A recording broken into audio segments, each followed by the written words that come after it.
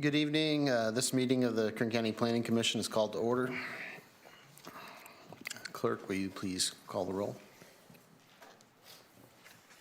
Commissioner Ashley? Here. Commissioner Dunbar? Here. Commissioner Nance? Commissioner Oliver? Here. Commissioner Skidmore? Mr. Hall? Here. Mr. Murphy? Here. Ms. Simon? Here. Commissioner member announcements or reports. Would any commissioner or staff member like to make an announcement or report? Seeing none, we'll move on. Approval of the minutes. You've received copies of the minutes. I'll make a motion to approve. I'll second. All in favor? Aye. Aye. Okay, items withdrawn or requests for continuance. Mr. Murphy, can you review those items? I will. Thank you, Mr. Chairman, members of the commission. We have this item that is on item D, cases withdrawn or request for continuance. That is the Malibu Vineyards project by McIntosh and Associates. The staff recommendation is to refer that project back to staff. That completes the cases that are withdrawn or requested for continuance at this time. No objections. I'd make a motion to continue that case as read into the record. And I'll second.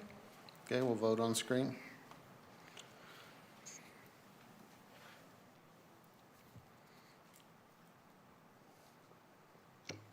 Three ayes, two absent, motion carries. Mr. Chairman, just for clarification, I'm sorry, Commissioner Ashley, just because you say continuance, we're actually recommending a referral back. So we haven't continued at this particular time. It was a refer back. Thank you, Mr. Murphy. I'm assuming it still stands, though. Okay, thank you. Consent items, doesn't look like we have any. And public presentations. This portion of the meeting is reserved for persons desiring to address the commission on any matter not on tonight's agenda and over which the commission has jurisdiction. Speakers are limited to 2 minutes. Please state your name for the record before making your presentation. See anybody? We'll go ahead and move on to item G, public hearing.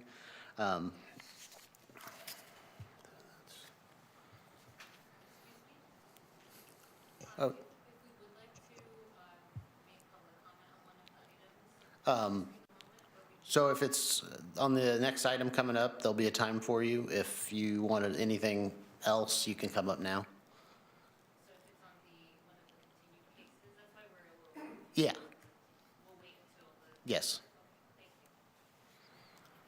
you. Sorry, I'm sorry, Mr. Chairman, just because she said continued cases, she may be referring to the item that just you referred back, that there is no action before you, so you may want clarification on that. Okay. Do you know which item number you were? Yes, the Malibu Vineyards Industrial Parkway specific plan. Okay, so we've referred that back to staff, so we're not going to be going through that tonight. So will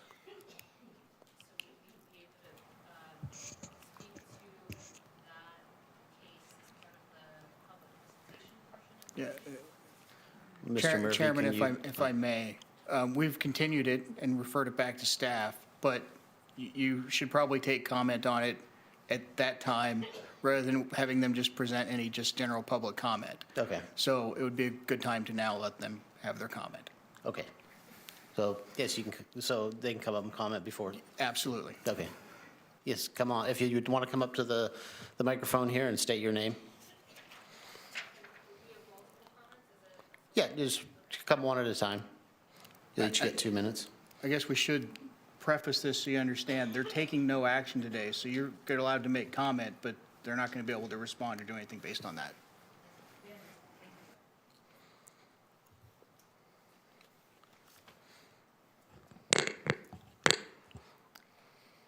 You can start? Yeah, go Okay, ahead. thank you.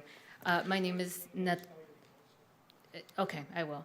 My name is Natalia Ospina, Natalia Ospina, Ospina, and I'm here on behalf of the Center on Race, Poverty, and the Environment as their legal director. We appreciate that the EIR was referred back to staff, and we hope that the planning department will consider the comments and concerns raised by numerous agencies and organizations, including ours. As described in the draft EIR, the project will make our already toxic environment worse by adding more air, climate, noise, and light pollution into our communities.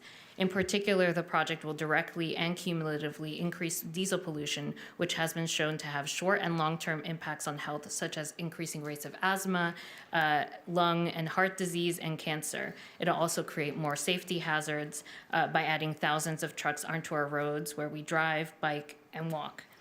The county unfortunately has not sufficiently studied the full range of impacts from the project, nor has it offered up feasible mitigation measures and reasonable alternatives to the project as required by CEQA. We also want to lift up that we agree with CARB's comments, in particular that the county should require that all companies operating in the industrial park should use the cleanest available equipment, vehicles, and trucks. We believe that that should include electric refrigeration units, cargo handling equipment, yard trucks, and forklifts. We also want to call on the county to prioritize well-paying jobs and safe jobs, especially for displaced workers. Warehouse jobs often offer low wages, few to no benefits, unsafe work environments, and exploitative conditions that result in high turnover. We think that the county should require enforceable project labor agreements that ensure high wages and local and targeted hire, including for high-paying and management positions. The county should invest more in workforce development programs available to local workers that will support them in working in new and developing fields such as electric vehicles and infrastructure maintenance. Ultimately, Malibu Vineyards doesn't come alone. It is part of a numerous number of goods movement projects that are coming into this community, specifically Shafter, which is already overburdened. Thank you so much. Thank you.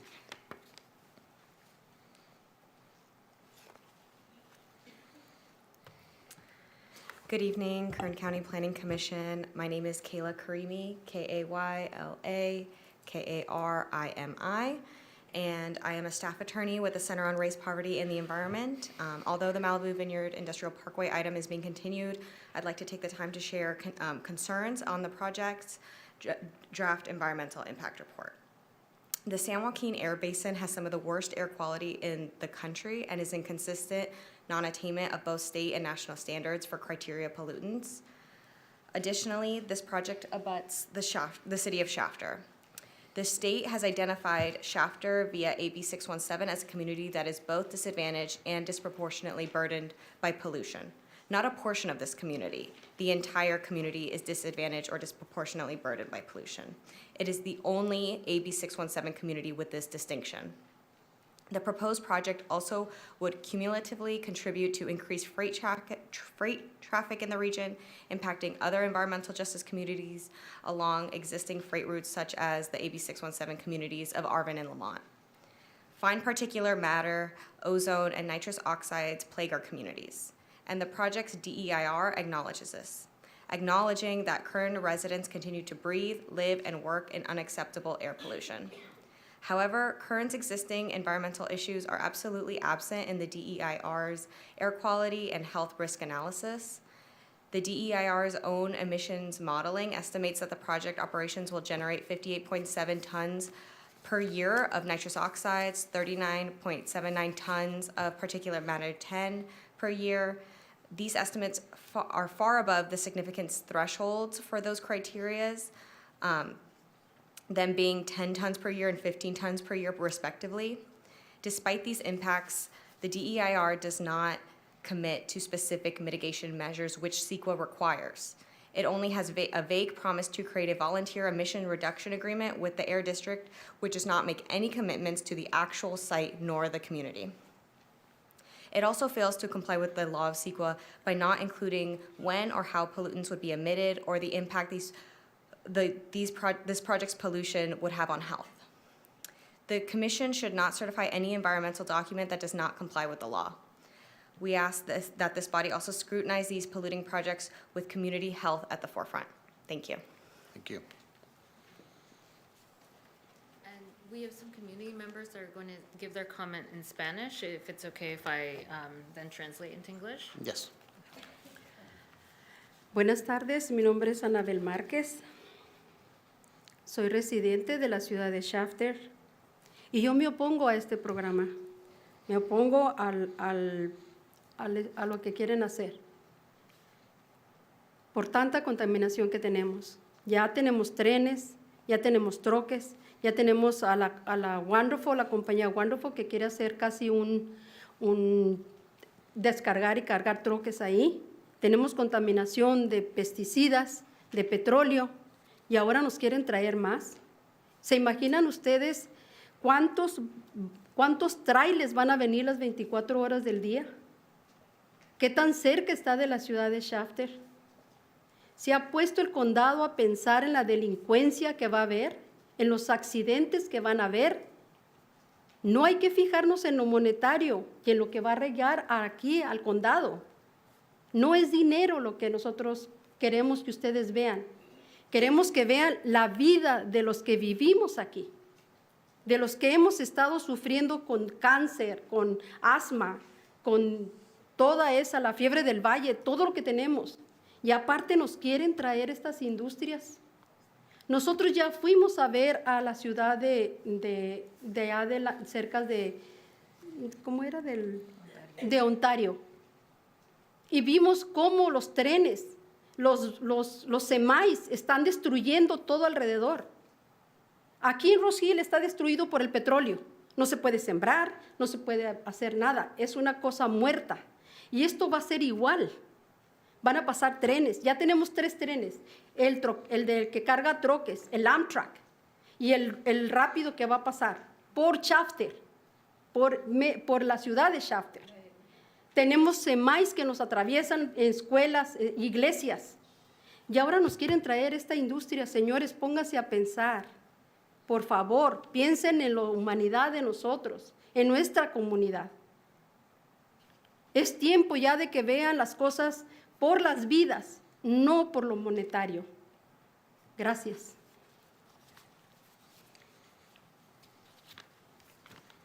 Good evening. My name is Anawed Marquez. I'm a resident of Shafter. I'm here to oppose this project to what is being proposed because of how much pollution this project would bring. We already have truck traffic. We already have train traffic. We already have the wonderful project in our community. We already are experiencing contamination from pesticides, from petroleum, and now this project is coming into our communities. Do you understand what it will be like to have operations for 24 have a project that operates for 24/7? How close this is going to be to Shafter? It's going to bring crime. It's going to increase accidents. It's important that you don't just focus on money, on the resources that would come in, but you also see our lives, see the lives of the people who live here, who are suffering, who are already experiencing cancer, asthma, valley fever, and now you are proposing another project in our communities. We traveled and we saw the community in Ontario, and we saw the destruction that they were experiencing from trains, from trucks in their communities.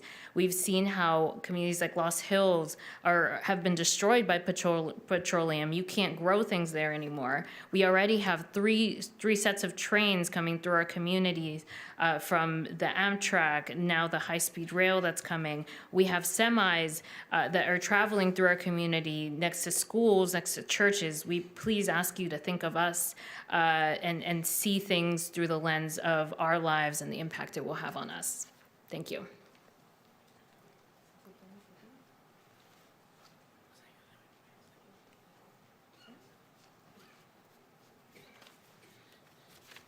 Buenas noches. Mi nombre es Socorro Guzmán y vengo de Shafter, California. Y yo no estoy de acuerdo con el Parque Industrial Malibu. Gracias.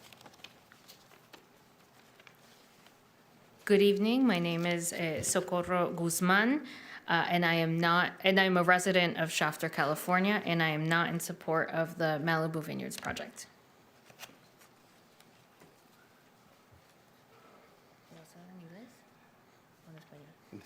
Lo voy a decir en español, listo. Buenas tardes, mi nombre es Refugio Valencia, yo soy residente de la ciudad de Bakersfield.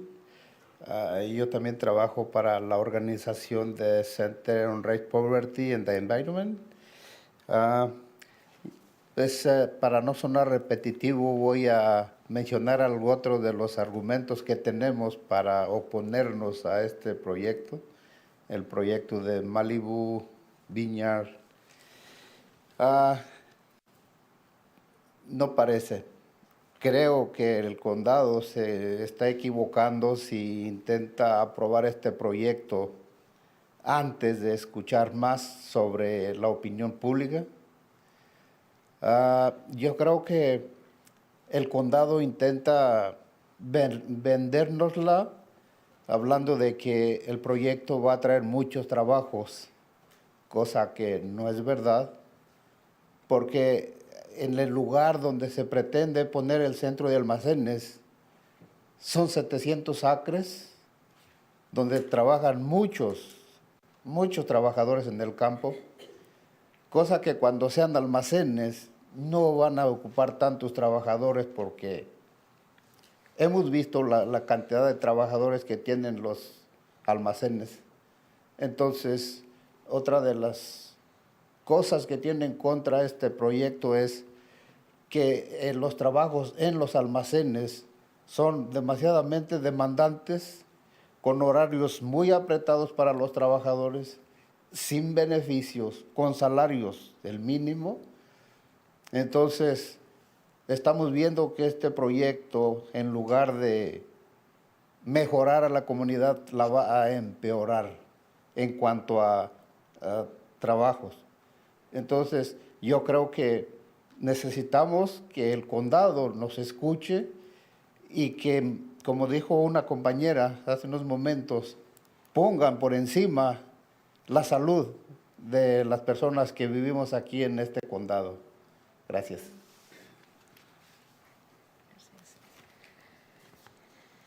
Good evening. My name is Refugio Valencia. I am a resident of Bakersfield, and I also work with the Center on Race, Poverty, and the Environment. I will avoid repeating what others have already raised, but I will mention some other oppositions that we have to the project. It doesn't seem right. The county, in my opinion, the county is making a mistake by approving this project before it hears from community. The county is selling this project as a job creator, but that is not true. Where the location where this project is being proposed is on 700 acres, and we already know there are many people working there in the fields. We have seen how few jobs there are in these new warehouses. Moreover, these jobs are demanding. They provide no benefits, offer low salaries. And the concern is that instead of improving conditions, this project may actually make things worse in terms of the job availability. So we ask that the county listens to us, listens to community, and to repeat something that a colleague also raised. We ask that you put the health of our community first. Thank you.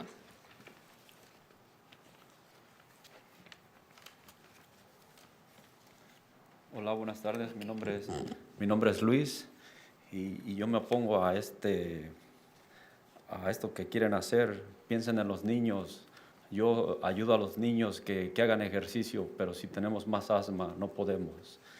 Yo pienso que el condado no estudió lo suficiente los niveles de contaminación producidos por el proyecto, los impactos a la salud asociados con la polución del proyecto, ni ofreció mitigación adecuada para evitar impactos en el aire y la salud.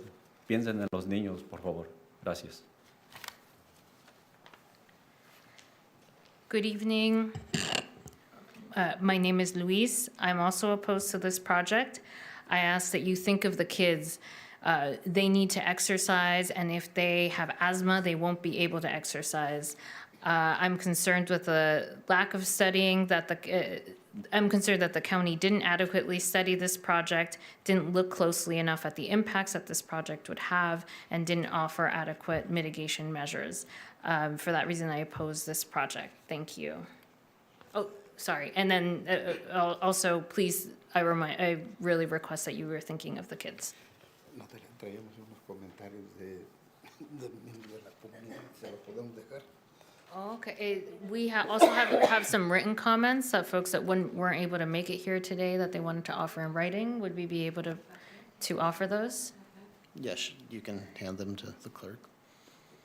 Thank you.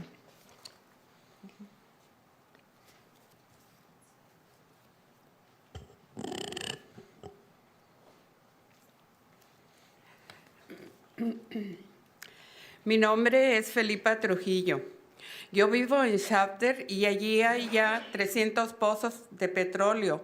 Las casas están rodeadas de árboles de almendras. Cuando los fumigan no podemos salir a caminar ni los niños pueden jugar. Es un problema grande con tanta contaminación. Ahora quieren entrar estas compañías, abrir carreteras, traer camiones pesados, trenes y poner bodegas. El condado de Kern puede hacer algo para parar todo esto, para no tener más contaminación de la que ya tenemos, o pedir que pongan camiones más limpios, porque el diésel causa alergias, asma, enfermedad del corazón y cáncer. Por favor, queremos que hagan algo para mejorar el problema. Shafter ya tiene unos niveles más altos de PM 2.5. Necesitamos mucho de su ayuda. Gracias. Si me dejas tu comentario.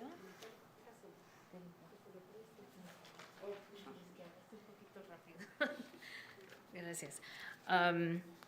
My name is Felipa Trujillo. I live in Shafter, and in Shafter there are currently 300 oil wells near homes, and we are also surrounded by almond trees that are often fumigated, and when that happens, our kids can't go out to play outside, which is a big problem. We have a lot of issues with contamination. And now and there's another company, Malibu Vineyards, that wants to introduce more trucks, bring more trains, and put warehouses. The county of Kern County can do something about this project to reduce the level of contamination that the project brings, and not bring so many trucks into our communities. They can require that the trucks be cleaner, because diesel causes health impacts, including allergies, asthma, and heart disease and cancer. So please, we ask that you please take steps to fix this problem. Shafter already has high levels of PM 2.5, some of the highest levels in the state, and we desperately need this problem to be addressed. Thank you. Okay, thank you. Those are all the comments. I appreciate it. Thank you. Is there anybody else that has any public presentations?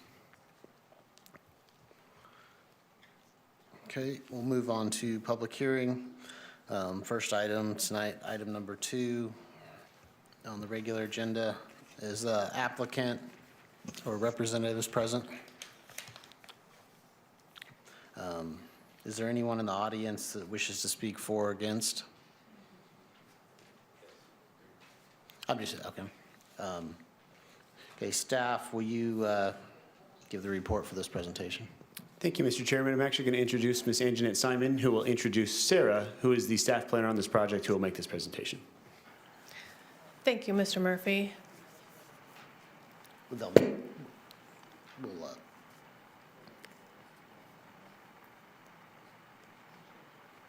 sorry, go ahead. Good evening, Chairman and Commissioners. I would like to introduce Sarah Eichenhorst, who was the planner who navigated this project to the Planning Commission this evening. She's going to do a brief presentation, and then we can do the rest of the process. Thank you. Good evening, Chair Dunbar and Commissioners.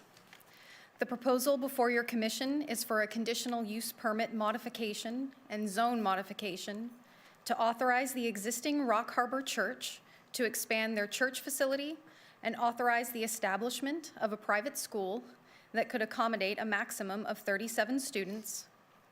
Development would include an increase in the size of the proposed sanctuary worship building, an increase in the number of modular classroom buildings, placement of a storage building, expansion of the previously approved conditional use permit boundaries to include a second parcel, a private school with a maximum of 37 students as stated, and a reduction of the required front yard setback by approximately 10 feet at the proposed sanctuary and worship building.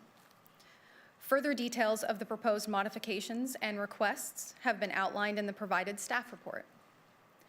The project site is located at the northeast corner of Snow Road and Isaac Lane at 10904 Snow Road in the Bakersfield area. The project site consists of 2 non-contiguous parcels totaling approximately 8.97 acres and are separated by a single property not owned by the applicant. Please see the aerial map on the screen for reference. The properties have split map code designations of RR, Rural Residential, and R-IA, Intensive Agriculture, by the Metropolitan Bakersfield General Plan, and have zone classifications of E, 2.5, Estate, 2.5 acres, and A, Exclusive Agriculture. Surrounding parcels to the north are developed with single-family dwellings, while to the east, the project site directly abuts the Kern Canal, with single-family dwellings on the other side. To the south is Snow Road, followed by the Callaway Canal and single-family dwellings. West of the project site is a mini storage facility. The project site area is surrounded by City of Bakersfield jurisdiction to the north, east, south, and west. The existing church was approved on May 14th, 2020, and consisted of 3 phases of development, which included a multi-use building, which currently exists on site, an approximate 8,640 square feet of modular classrooms, and a proposed sanctuary and worship building for church activities only. More details of the history of the site have been included in the staff report. During the case notification period, staff received 13 comments from county departments and outside agencies, as well as a comment letter from the neighbor located between the applicant parcels. Please see the map on the screen for the aerial or the site plan. The neighbor described concerns about the proposal. Concerns raised included noise, a discrepancy in the access easement width on their property leading to the back property, animal and environmental disturbance, traffic, and water. Staff has included detailed responses to the concerns within the staff report. However, a summary of the responses are as follows. To address noise concerns, staff advises that implementation of the request will be within existing structures and new structures where sounds will be contained. The proposed school operations and expansion of the main church facility do not represent substantial change to the current use of the project site. The expansion does not propose any additional outdoor facilities, and all proposed operations would primarily occur within the various structures. To address indications of a discrepancy in easement width to access the applicant's second parcel, again, there's an access easement. Please see the map. The concerns raised regarding the recorded private access easement between the applicant-owned parcels, which are separated by another property not owned by the church, was that the agreed width in the recorded easement is 25 feet. A discrepancy was identified on the site plan showing a width of 30 feet on a section of the site plan for the easement. Staff reviewed the site plan and the recorded grant of easement and confirmed the agreed-upon width in the granted easement is 25 feet wide, with a total use area of approximately 12,165 square feet. Thus, staff has included a recommended condition of approval to ensure easement widths are met. To address animal and environmental disturbance concerns, staff advises a recommended condition of approval has been included that would require no more than 14 days prior to commencement of ground disturbing activities that a pre-construction survey be performed by a qualified biologist to ensure that no special status wildlife and plants are inhabiting the property. If any special status wildlife and plants are found, the applicant will be required to conduct a biota survey of the project area that would require review prior to any ground disturbing activity by Kern County Planning and Natural Resources Department, and if needed, the California Department of Fish and Wildlife and the U.S. Fish and Wildlife Service. To address traffic concerns, staff advises that the church activities and school activities are not proposed to operate at the same times and will therefore not have combined traffic. Traffic to the church will mainly be at the Snow Road entrance, away from the neighboring property, with traffic access more narrowed and slowed through an access easement leading to the proposed back overflow parking lot. Additionally, Kern County Public Works Department has reviewed the proposed operations and determined that, as proposed, implementation of the project would not represent significant traffic-related impacts.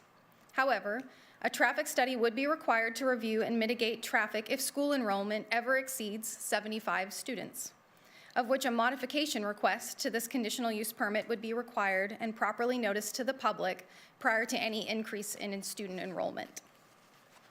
To address water concerns, staff advises will serve letters were provided by the applicant from California Water Service for both parcels, stating the division would provide water to both the sites. The water provider will monitor water usage in the area to maintain necessary water capacity as required. Subsequent to the distribution of the staff report, staff spoke with the concerned neighbor regarding the project.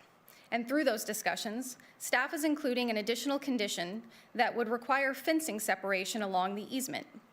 If approved by your commission, the condition would be number 5K in the conditional use permit modification resolution and would read as follows. Prior to the commencement of any expanded church facilities, the project proponent shall construct a solid 6-foot wooden fence. The fence shall extend the entire length of the existing easement that provides legal access between the existing church facility and the proposed expanded parking and storage area. Fencing shall be maintained in good condition at all times. In staff's further review and discussion of the conditions, it was also noted that condition number 8M in the conditional use permit modification resolution attached to your commission's provided report had a typing error which left off clarification of amplified sound use on site. The condition currently states, amplified sound or music is not allowed at any time. However, the condition should read, outdoor amplified sound or music is not allowed at any time. Staff therefore proposes a correction to condition 8M to include outdoor in the language, and with this correction and the addition of the fencing condition, staff has no further corrections at this time. With this in mind, staff continues to believe the proposal meets the necessary findings for public health and safety, and therefore staff recommends the commission approve the conditional use permit modification and zone modification in accordance with the revised recommended conditions of approval and adopt the suggested findings as set forth in the attached draft resolutions. This concludes staff's presentation. Staff is available for any questions. Thank you.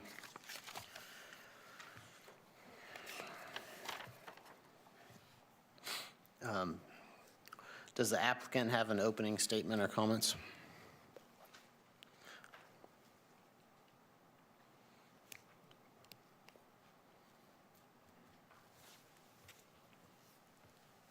If you can state your name, please. Good evening, Chair Dunbar, Planning Commissioners. I'm Whitney Jackson with McIntosh and Associates, here on behalf of the applicant. We're obviously in favor of the project. It's an existing church, and we just want to do an expansion of one building and allow the school to operate with the church. We are not in favor of this new wooden fence condition, so as is, there's trees and there's a chain link fence. Could we maybe do a slatted chain link fence instead of a brand new wood fence for that portion, just for aesthetics? We don't think that will look very good. So that's my opening statement. If there are comments, we can address any opposition. Good, thank you. Thank you. I invite those who are opposed to this request to come forward and be heard. Please state your name for the record.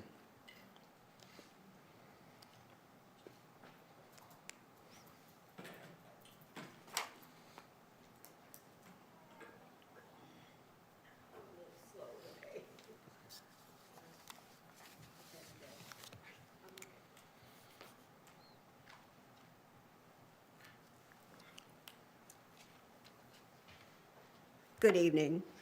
My name is Sherry Parker, and I own the property in between the church's two parcels. I sold the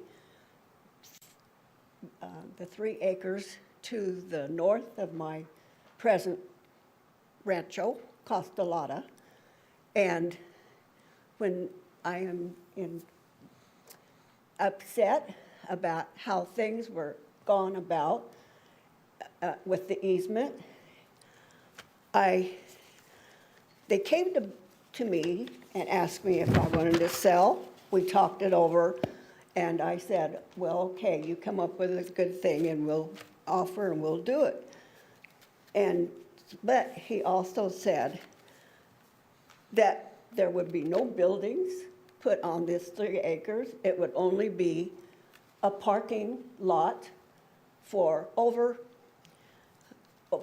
overflow and for use for certain events. And it would not be all the time. And the easement that I did grant, I grant you that I did grant it, but I had no idea, and I know, ignorance is not any way in form that you can go through. Ignorance is not the justice of the, whatever the law, I can't remember it. But anyway, I know I did not do my homework. But I was told by the church person that was on the building committee that helped me with this that I did not need representation. And I said, no, I think I should have some. He said, no, don't worry about it. The church will take care of everything. You won't have to put out that expense. Well, now I find out that I've been misled, I've been lied to, I've been bamboozled as far as I'm concerned, because they have changed things from what they originally told me was going to happen. They have increased the amount of property, which I guess has been discussed already. But I just would never have sold my property to the church had I known what they were going to do to me and my property. The easement is in effect true, but I was not told about what they were going to do with it and how it would affect my property, my animals. I raise endangered exotic birds. With a lot of traffic in that backyard, on the noise and the people, they will not breed in that kind of environment. So that is one thing I did not know there was going to be that much of a busy place. I thought it was a temporary area to get to one side to the other. And also, we have kit foxes and red fox on both parcels, the parcel they bought and my parcel. I have pictures of them. We have caught several of them over the years, not on purpose, but in our feral cat traps. And of course, we have let them go as soon as we take a picture of them. And I do have pictures of those animals. I do not have a picture of the red fox because they're pretty fast. But the kit foxes, they're adorable, and I don't want anything to happen to them. They can breed in that back part. Behind my barn, I've got dens galore, and they just come and go. They don't bother my birds. They can't get in to where my birds are, but they do breed back there. And as far as an environmental impact report, I have not seen one thing that it was even done to this area. So I'm asking to see that, if that's possible, because I know they're there, and they have been. I bought this place in 1994, 97, 94, and I've been there 30 years, and I've seen everything, coyotes, I've seen all kinds, everything but a bear. I haven't seen a bear yet. But we do have a lot of livestock there. But anyway, when I asked them, You've had your 2 minutes. If you any I'm sorry? we give you 2 minutes. If you have any things you want to wrap up, we need to continue. Okay, well, I was just going to say that I just feel that I've been lied to, defrauded, and manipulated due to my age, my disability, and my recent personal losses. And if my husband was still alive, none of this would ever have happened. Thank you. Thank you.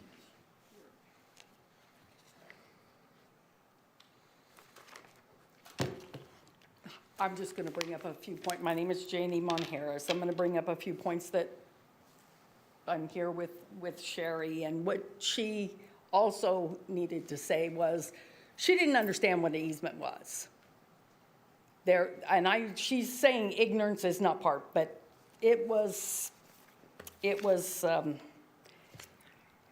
she didn't know that she wouldn't have any say-so over her property. They've never come to her and said, you know, this is what we want to do. We want to put fences up here. We want to put a road up here. We want to cut trees down because we want all this traffic back there.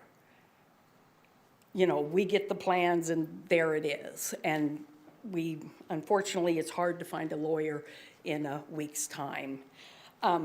You know, putting the school up there, it's more people. This church is on, I don't know what set of plans. It just keeps getting bigger and bigger and bigger. You put that easement back there. We don't understand why they can't use Isaac Lane.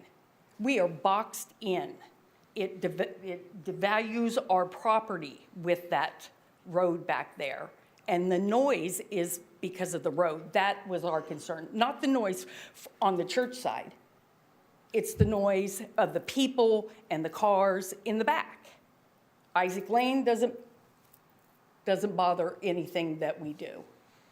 We don't understand why they cannot use Isaac Lane. Not only that, I do want to real quick bring something up because this kind of shows character of what we're dealing with. Sherry got a piece of paper that they wanted her to sign that they said the county gave them that has to do with the easement. She didn't sign it. So then she gets a text, and we have proof of the text here too that says, hi Sherry, the county has drafted a new document to replace the other one that you didn't want to sign. Do you have time for a call so I can explain it to you? And she asked, no, can you text it me? Because she has cochlear implants, so you have to speak loud. You have to look at her when you speak so she can understand you. Then they sent us another paper for her to sign with the county's information on it. I've been to the county 3 times to figure out what these papers were. And every time I was turned away, except for the last one, because people go, we don't know what it is. The last time, I spoke to 3 different departments until I got a supervisor, I believe, from the building department. He came down and showed me, he says, this paper did not come from us. This paper, I don't know. This is not something we would send to you. We will, you can sign it or don't sign it. And I graciously asked him, would you like one? And he said, matter of fact, I would, thank you. So I'm assuming that's fraud, right? No? To claim, put the county information and claim that it comes from the county is not fraud? I'm sorry? Not necessarily. Okay, well, it just seems a little deceitful to me. You know, they'll go to any terms to get what they want. Thank you. What great Christian people they are.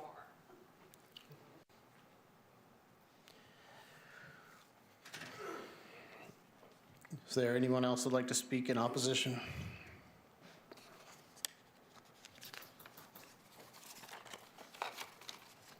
I invite those in support to come forward and be heard. Again, please state your name. You'll have 2 minutes.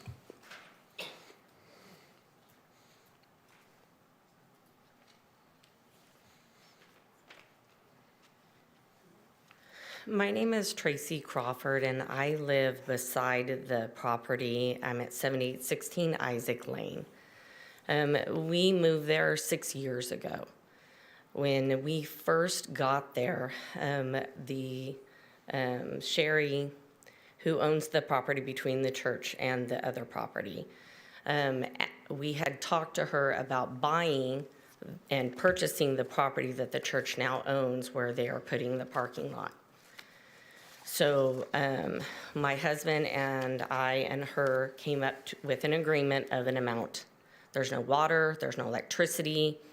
It was very difficult to try to get a loan to be able to purchase the property. When we finally were able to, we went to Sherry and told her, we have the money, we're ready. And she said, I've already sold the property. And we said, okay, to who did you sell it to? And she said, the church. We were like, okay, well, it wasn't meant to be, moving on. In the time frame, over a 6-month maybe period after that, a continual conversation between Sherry, my husband, and I in regards to what they were putting on that property. The exact thing that the church is doing is exactly what Sherry had told my husband and I they are doing with the property. They are putting lights on the parking lot. They are going to put a paved parking lot. They are going to beautify the parking lot. They are putting an easement behind her house. They are putting an easement from behind her house to the church. They are not allowed to use Isaac Lane because it is an entrance and exit based only on the residents that live on Isaac Lane, because the Echeverrys actually own the Echeverry, which is Isaac Lane. We have not seen anything different than what Sherry has told us for the last 4 years. So the confusion to me when we started seeing all the papers come to our house as to why there's a conversation about a planning issue, when we thought everything that had already been talked about is going forward. So I don't understand the issue at hand right now and what the complaint is. We do not have kit foxes on that property. We know it because we let our sheep on that property. We have red foxes. We have a family that commutes there and goes back and leaves. There are 4 of them, of the foxes.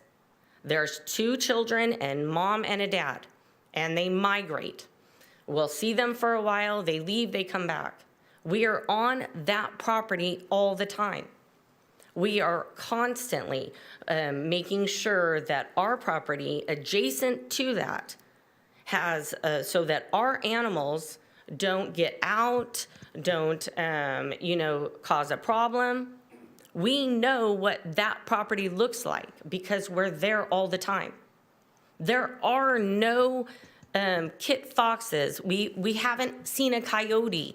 We have seen 1 raccoon. We have seen a lot of skunks. We have a lot of a cat problem. And without doing the whole evolution, the foxes help with that situation. If you have anything you'd kind of like wrap up. I am very positive a person, and I feel that the church's impact on our community has been exceedingly positive to our area. I was fully overwhelmed the amount of what they're trying to do to beautify our area, to make it more comfortable. So for me, I am 100% for this project going in and whatever I need to do to help it along. Thank you.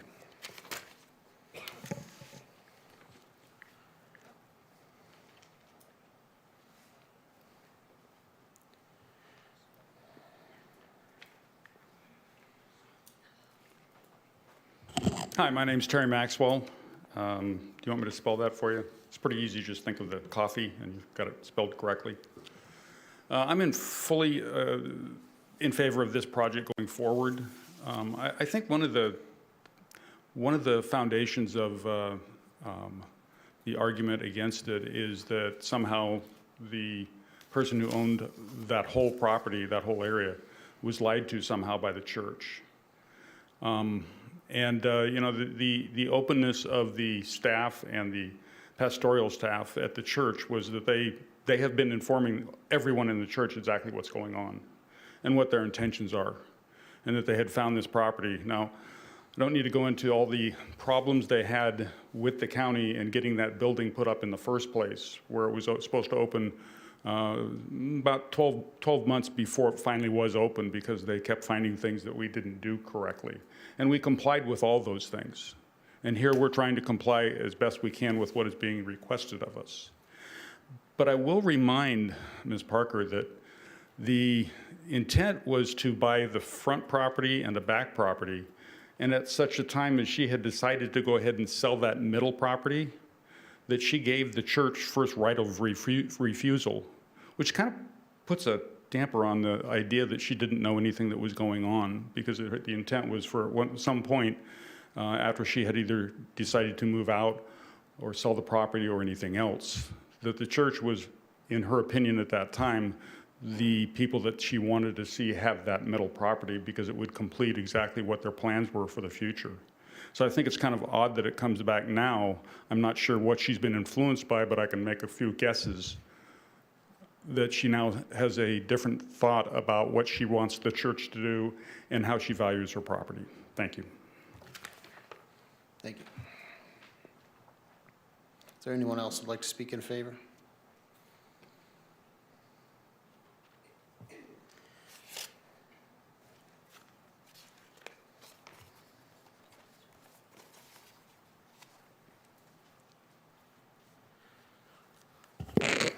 Good evening. My name is Marcy Davis, and I'm the superintendent of education for the school, Rock Harbor Academy. And I became the liaison for this project with the county, with McIntosh, maybe a year or so ago.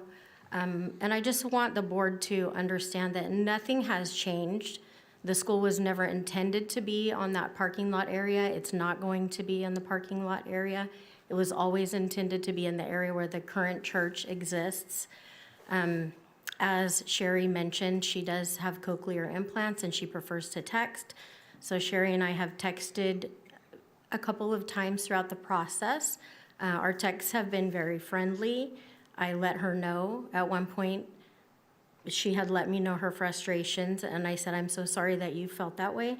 Please let me know if you'd ever like to know what's going on or you'd like to get together, and I would love to share with you our progress and what our plans are. So I just want that made clear that we have not changed any plans.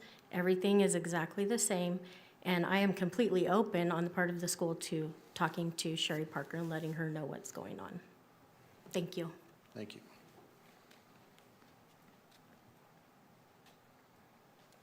Do we have anyone else in support?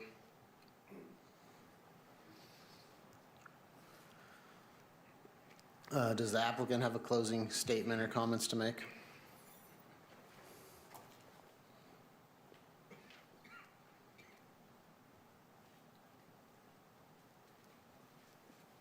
Hi again, Whitney Jackson with McIntosh.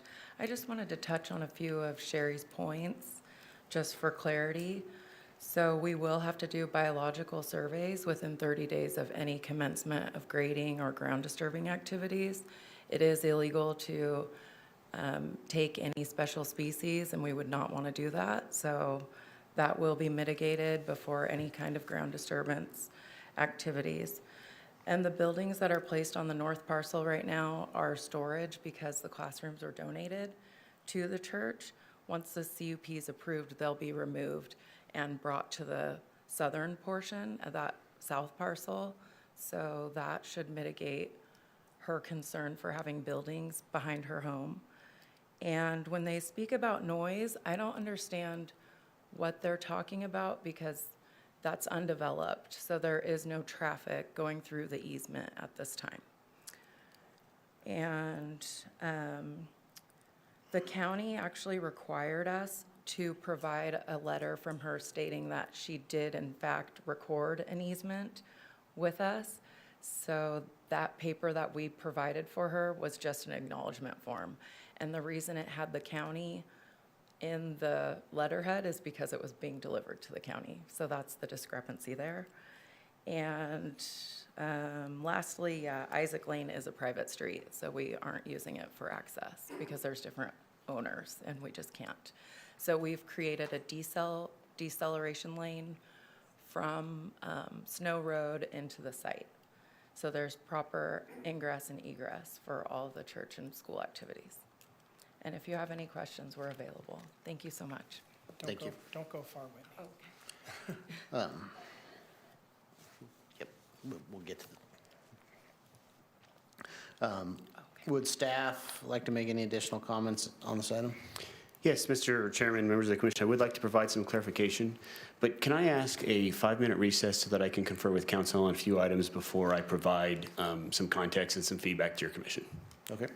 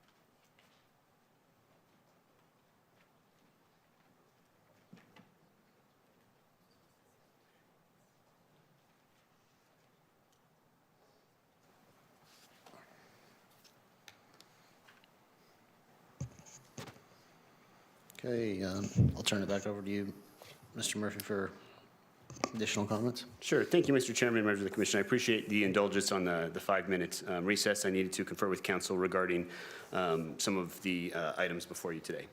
So the first thing I'd just like to touch base for clarification purposes is Isaac Lane specifically. So if Ms. Simon could point exactly where Isaac Lane is located.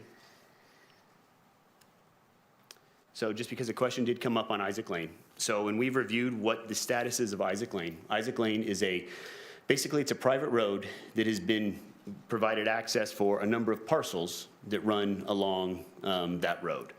So as we look at the proposed request, this is a modification of a conditional use permit. To use Isaac Road, in staff's opinion, would require every single person that utilizes that easement agree and say, hey, the expansion of this church, the expansion of this use of that one particular property is in conformance, we're all comfortable with it, they would have come to some sort of agreement, then Isaac Lane could have been used as part of the road. That has not happened to this date at this point, so that is where the project proponent then went through the process of securing a separate potential opportunity to expand the church without specifically using Isaac Lane. So the first thing I wanted to clarify is just provide some context to your commission regarding why Isaac Lane is not the request that's before you here today. The second thing I'd like to touch base with is, so we have an existing conditional use permit that authorized a church. The action before you today is an expansion to allow for a number of things, but to allow for some school services to occur, to provide for some additional buildings, and specifically this phase in the back to allow for some additional parking. So it is a modification to a conditional use permit. Your commission, as part of your findings that this works, has the ability to determine if it is compatible, what are the conditions that make it compatible, regardless of I used to own the property, I didn't own the property. The situation we have now is we have a single-family residence that's in between the two proposed section of lands that are being constructed. The reason we needed the 5-minute recess, because I do need to clarify something here, because I would have a change to the proposed fencing modification that was read into the record, should your commission desire to have that in there, and I would like to explain why. So, council has reviewed the specific easement document. It is an ingress and egress document only that has been recorded. So technically speaking, we can't require a fence within the easement. The easement's recorded. It is very clear in terms of what can happen along and in that easement. With that being said, it is still in the purview of your commission to determine what is or is not appropriate, what conditions could or could not happen to help ensure compatibility. So, if it gets that way and your commission believes that some sort of fencing is required along the easement, I'll hold off to providing you that language, but what we would do is I would craft some sort of language that said, within 30 days of project approval, should the property owner, not the church, should the Mrs. Parker, request a fence, then you could have a condition that says they would put a wooden fence. Technically, it'd be off-site because it's outside, or you could put it, I'm sorry, we had the discussion. Mrs. Parker could request to have the wooden fence placed on the easement. The easement is on her property, so it's her ability to be able to say that that fence could go there. The way we would modify the condition, just so everyone is clear, is that if it is something that you wanted, she would have 30 days from project approval to decide whether she wanted a fence, yes or no. If she wanted the fence, then it would be part of the project. The church would be required to build the wooden fence or the fencing that you would required.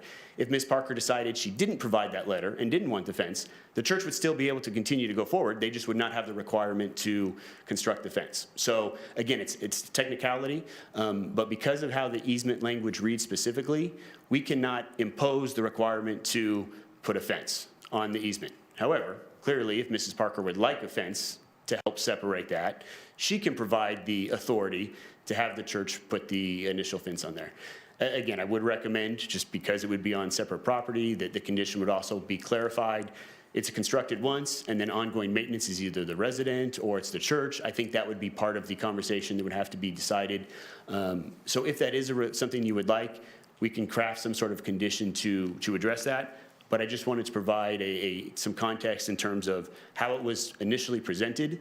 After looking a little bit closer at the easement document, we could not require it specifically associated with that. However, there is an opportunity that you can provide Ms. Parker the ability to request that fence, and then again, it could still be part of the condition. And in no way would this be, if she said no, the project couldn't expand. Again, in terms of context, if you went this route, the church would be approved, and then it's just a question, it's like an option. Would you like a fence, yes or no? Yes, okay, we construct it. Oh, you don't want the fence? We don't construct it, and the operation would still be able to expand and kind of go through along those lines. So depending on your commission's discussions, we can provide some suggested language or things along those lines. It's also within your commission's purview, if we could have the site plan placed on the, so again, you are looking at compatibility, what is or is not appropriate. The location of the shed, Ms. Simon, if you can point the shed, that is where the applicant has proposed to have the shed. If you believe that maybe the shed should be located somewhere else in that property, it is within your purview to require that the existing or proposed shed be moved to a different location. I would note that as proposed, the parking standards for what is being proposed, all the parking spaces are needed. So if you requested or required the shed to be moved somewhere else, like within some of the existing parking spaces, the applicant would have to provide additional parking spaces. So I just wanted to throw that out there, is that within the purview we have, they've identified the number of parking spaces they need. They're all needed right now for the proposed facility, but you do have the ability, if you think it's appropriate, to request and have the shed moved as part of any final consideration for this particular project. The other thing I would note, as I've listened to the discussion, and it's just something that, again, I believe that we should have some clarification on. Ms. Simon, if you could point to the boundaries where the parking, basically the north and south areas of the proposed, so that area, and then the other side. So as the discussion occurred, in phase 3. So the parking spaces, as we were having this discussion, right now I believe there's existing fencing that separates the residential properties to the north as well. The only thing I would advise your commission is we want to think about here is if a car parks there at night, their lights will shine into that residential property. So again, at the moment, I don't believe it's an issue because I believe there's existing fencing that separates that. However, I don't know if that fencing, where it is, whose it is, things along those lines. Your commission may want to consider some sort of provision that says, should any fencing ever not be there, church, you are required to make sure that some sort of structure, whether it be 4 foot or 5 feet, make sure that as a car parks into, its lights do not shine directly into a residential property that's next to it. So those are just things as it was discussed and, more discussion. I was looking at compatibility. Again, I don't believe it's an issue at the moment because of existing what's out there now, but you never know what could happen. And so that is just something, we have standards that we try to limit lighting that shines into adjacent properties. Clearly, we have standards that lighting can't shine into existing streets because that creates a safety hazard, but that is just something else that your commission could consider. Regarding the endangered species, I believe that Ms. Jackson specified correctly. If there was something to be discovered, they are required to provide their pre-construction survey. And if something were discovered, any habitat or any dens, they would work directly with the appropriate wildlife agency regarding the next steps for any construction activities could occur on that aspect of it. So again, I just wanted to provide some of that clarification.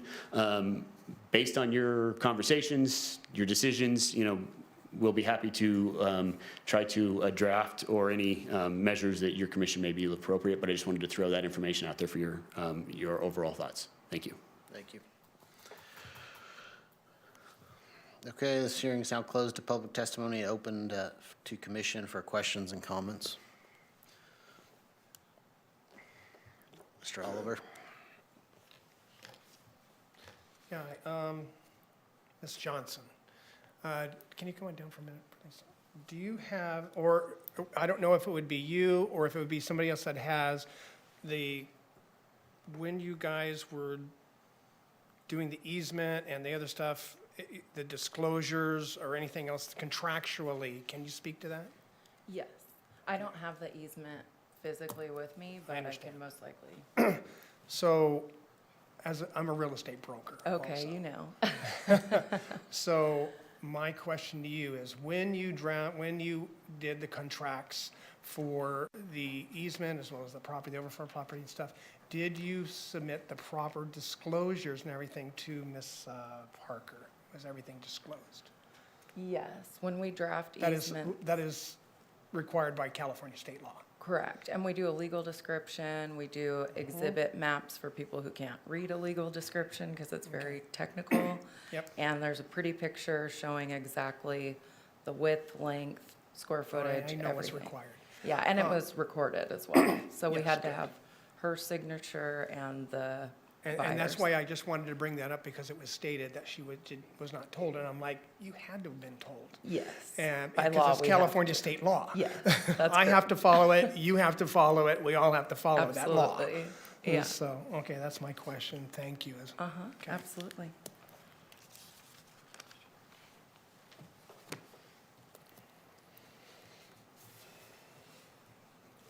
Okay. I like when projects are cited where people get along. I mean, it's just bad business, I think, to have arguments all the time with your neighbors about things. So I'm in favor of the project, but I am inclined to give Ms. Parker some opportunity to weigh in on what an appropriate barrier might be along that easement and her activities on her property. So I'm, again, prepared to make a motion with some language that Mr. Murphy might craft for us and assist us with that to give Ms. Parker that right. Thank you. And I agree with Commissioner Ashley, and I guess we'll throw that in your lap, Mr. Murphy. And then regarding, I guess my next thing is regarding the potential future development. Mr. Murphy, is that, you mentioned that our policy is to not allow lighting to enter or encroach onto other properties or to endanger, traffic as it goes by. Like, what would that look like, and how would we add that as well? Commissioner Ashley, through the chair, I think that an additional condition could potentially be crafted. One of the sections that we have under our conditions are continuously comply. So I think a simple condition that specified the church, I'm going to say church facility, but the project applicant shall ensure that there is always an appropriate barrier between any proposed parking spaces and residential development to ensure that lighting does not shine from the cars that are parked. So again, I can craft that language again, but it would be something along those lines, I believe, because again, I think the situation right now, it's a non-issue, but you never know what could potentially happen, and so it would be one of those continuously comply. And again, maybe a fencing wouldn't be it. Maybe they could do hedging, or maybe they want to do something else that just ensured that as you pull into that space, your front lights aren't shining directly into the adjacent residential property. So I think I'd like my motion to include both of those, if you don't mind. Okay, can I also ask, what about ongoing maintenance of the fence? So I would like some clarity.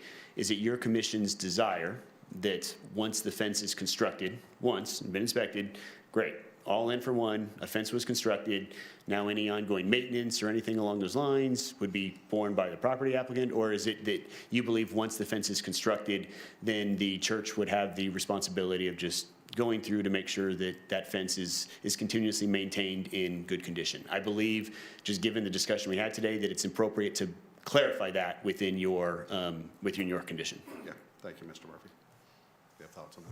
I know I have some concern in regards to a wood fence as well. Wood fences don't last long. And we see this in residential as well as in commercial properties, that after, 10, 12 years, they start falling apart from, whether it be termite, whether it be any kind of dry rot issues. So I have a real concern with that, where I would much rather see something that's more aesthetic, but more permanent. Not necessarily a wall, but maybe a metal fence, something that would be aesthetic, that would be able to stay longer and not fall down, in another 10 years. And I would lean towards, I like the project, but with conditions that Commissioner Ashley has said. I agree with him that we need some kind of barrier there to prevent the lighting from going into the adjacent property, as well as some kind of barrier for that, if Mrs. Parker, agreed to that. So and give you that option. Okay, Commissioner Oliver, through the chair, while I'm continuing to work on a few things, Mr. Hall actually has something in his neighborhood that he thinks may potentially be something that I could have him describe, and if that's where you wanted to go, I could put that in there. Okay? Thank you. It's not my neighborhood, it's my house. I've got a odd lot at a corner back in a cul-de-sac, so I've got some long fencing. I think I've put up probably 300 foot of fence in the past 5 years.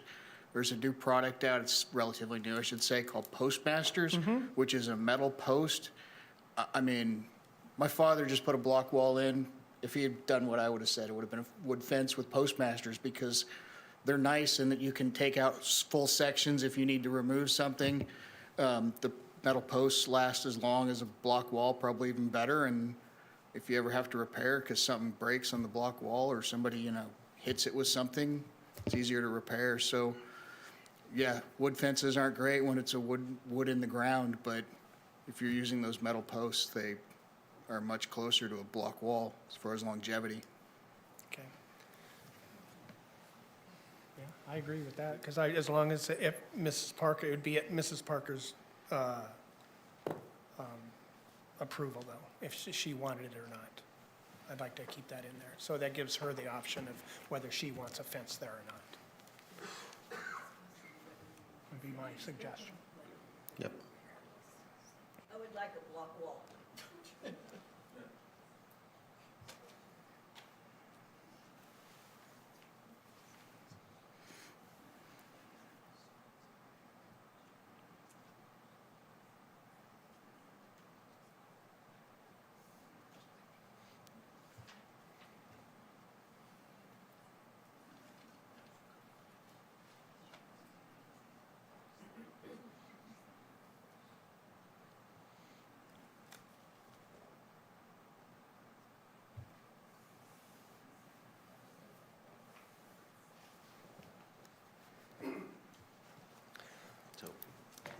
Ms. Parker, a block wall is going to be permanent, and if that's what you request, we really don't have a problem with that, because aesthetically, it'd probably look a lot better. We can make that a condition of it. Do you want some kind of, on that easement, a permanent structure that's going on there? Excuse me? That, in my first opinion, It would be appropriate. Yeah. Is that okay?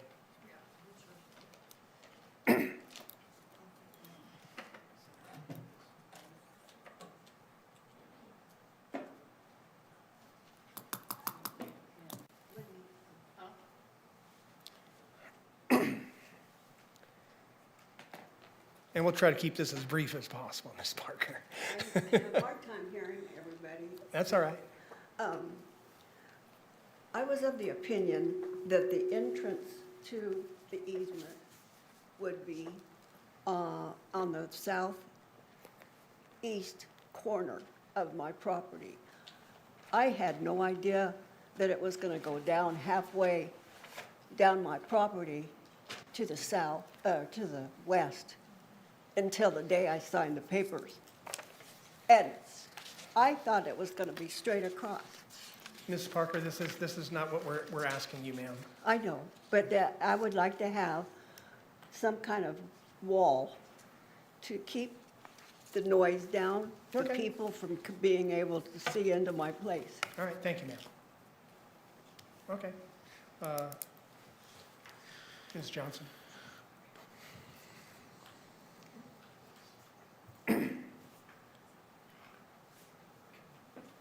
Would the applicant have any issues with that? Yes, I see a few issues with putting a block wall. Firstly, if we put a block wall there, that might cause a line of sight issue for the drivers. It could cause a line of sight issue because a 6-foot block wall on a blind right corner turn, you can't see. I feel like because the easement's only 25 feet in width, as it is, it's pretty tight, and it's required for two-way traffic. So if we put a 6-inch, 8-inch block wall, that's eating into that and a pedestrian access point. It's just really not safe. Well, you put up a chain link with the slots and everything else, and you're going to have the same issues. Right. So Could we it's do 6 of maybe one, a, half a dozen the other, Miss Whitney. yeah, so could we do, Miss Johnson, sorry. it's Jackson, but it's okay. Oh, Jackson, I'm sorry. Yeah, we could do like a 4-foot or like a vinyl. I think it should be under 4 feet, just so there aren't line of sight issues. That's a public 4 to 5 safety and, feet. yeah, it's a hazard. I'm not opposed to that.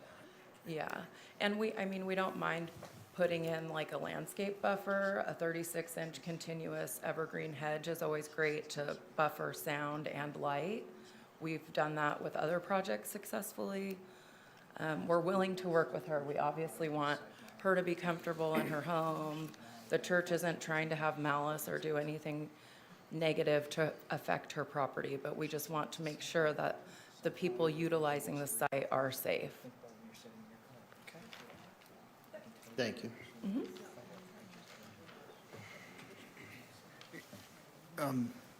Chair, if I might mention something, a 4-foot wall is going to be a problem also.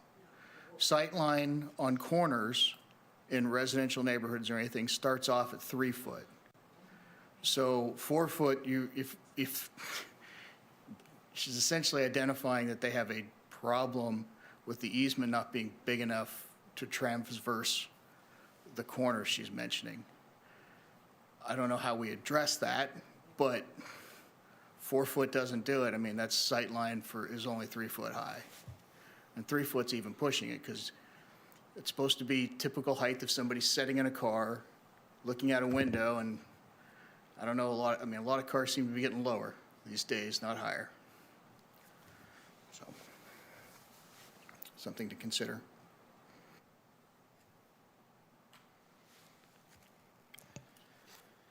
I mean, if you're going to impose a fence, you might as well provide the privacy.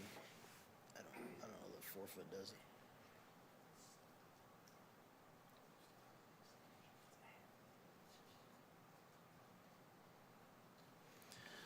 Where is the, I guess directed to, where is would the fence be required to be in the easement, or would it be required to be in Ms. Parker's property?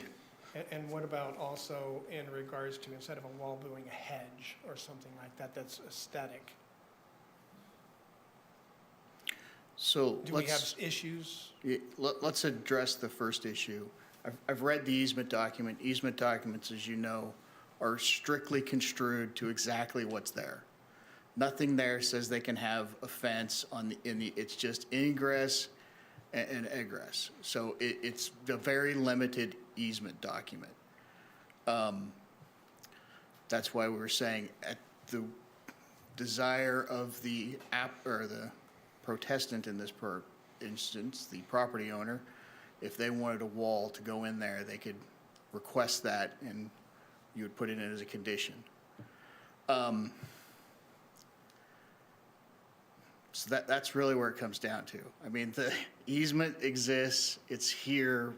Whether or not she wanted it to say what it says, it does say what it says.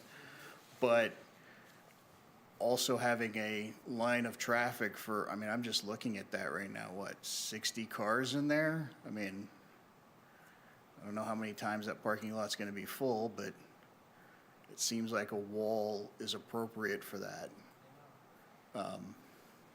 But the easement document itself doesn't require it, so she has to agree to it. If you approve the project,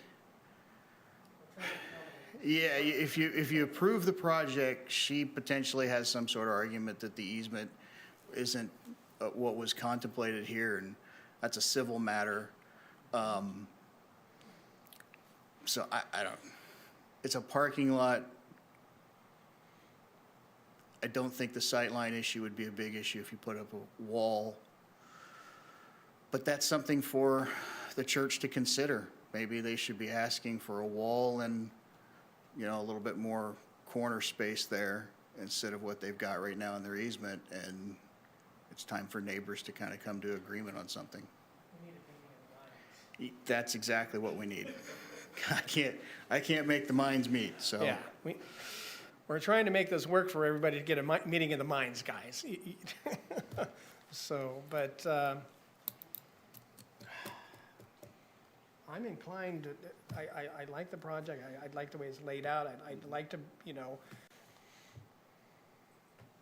make a motion to make it go forward, but I do also want to, I hear Mrs. Parker's concerns, and I want to ensure that we have, happy neighbors. So, and I want to see whether it's a wall or a hedge or some kind of thing there that is safe for everybody in mind to be able to help you out as well. If a block wall, 6-foot block wall is not able, we may not safety-wise be able to do that. But I'd like to say that in our language, maybe that is just some kind of blocking something there, and then you guys need to come together and figure it out. Chair, if I may for a second, I should point out that there is nothing that would prevent the property owner from 1 inch, 1/4 inch off of that easement, putting up a 6-foot block wall. Correct. Wouldn't need to seek a permit from the county, wouldn't need to do anything. Nope. And you have the same sightline issue. Yep. So As the an owner, identification of a she can do that. sightline issue, I mean, that's, As we're an- not curing it. Yeah, I know. As an owner, Mrs. Parker, it's your property.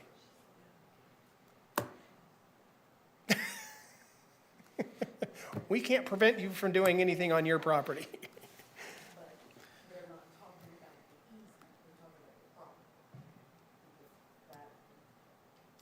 So right now, what I'm going to do is just, I'm going to make a motion to approve as written. And I'm going to leave it between the property owners. They're going to have to come up with what they want to do until they can come, and then they can, figure it out. Yeah. Or else we're going to be arguing here all night.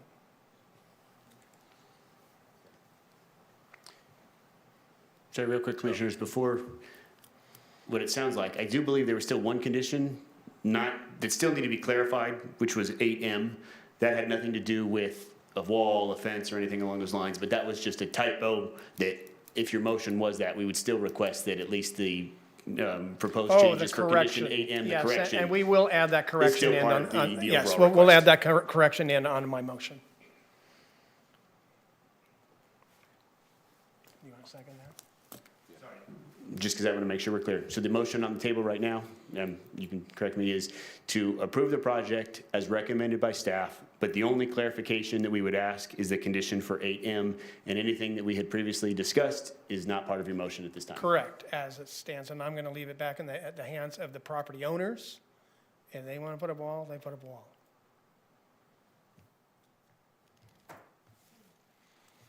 That motion? I'll second. Okay, we will go ahead and vote on screen.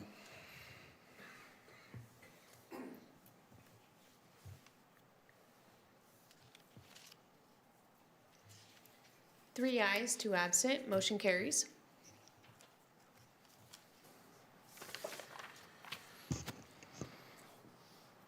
There's an appeal on this one, I believe. Okay, right? There is. Yeah, Mr. Chairman, if I could read the appeal real quick. Yes, please. So for projects where the Planning Commission action is final, those actions are subject to an appeal to the Board of Supervisors by any interested person, and no development proposed by any application may be authorized until after the final date of appeal. That appeal may be filed at the Kern County Planning and Natural Resources Department, located at 2700 M Street, Suite 100 in Bakersfield, with a filing fee of $562 on forms available at the department and on our website. That filing must be made within 14 days of and including the date of this hearing. If no appeal is received, the action of your commission is final. And I also would like to note for your commission's benefit that we will reach out to both the applicant and the property owner just to make sure everyone is clear what the decision was this evening. Thank you. If there's no further business, I'll entertain a motion to adjourn. Motion to adjourn. Second. All those in favor say aye. Aye. We stand adjourned. Thank you.